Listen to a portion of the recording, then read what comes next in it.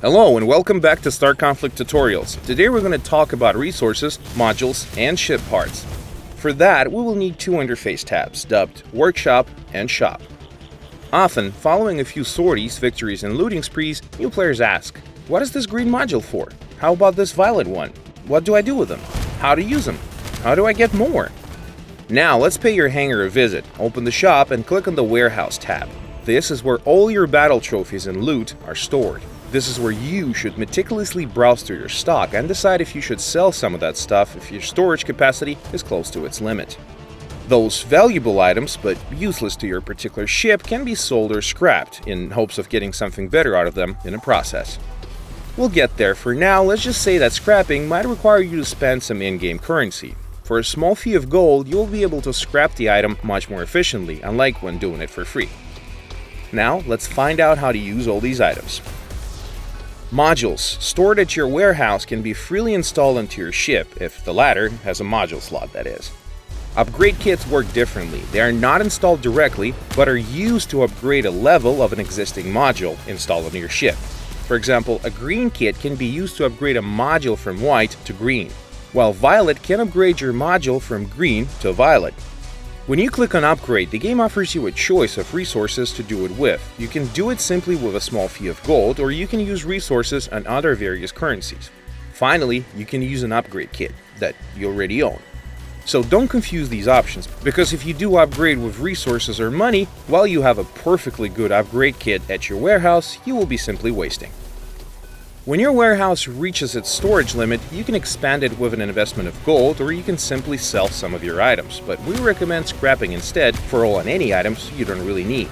But don't sell those duplicators. There aren't too many of them to come by, especially if you play PvE often.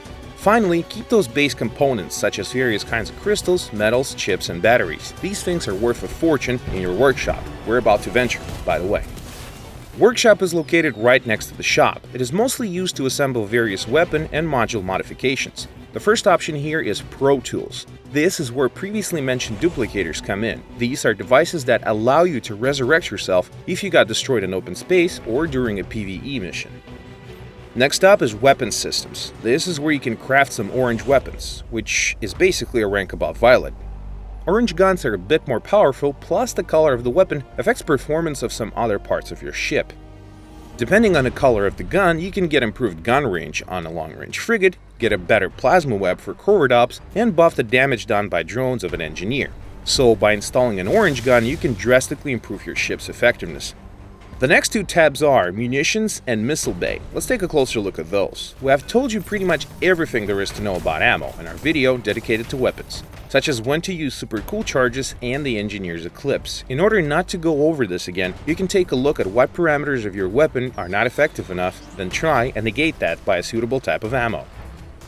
Next up is Active Modules, where you get to check out those orange modules. These are not as drastically changing for your ship, such as changing your weapon, but still can come in handy. We also have to mention the so-called pirate mods, modules that have their characteristics change radically, but they still provide similar benefits. We can go on in great lengths about which ones are better, but one of them deserves a special mention: Pirate Engine Overcharge for a gunship fighter. It allows to quickly escape enemy fire and reach your allies. Try and hit a target going at 700 meters per second.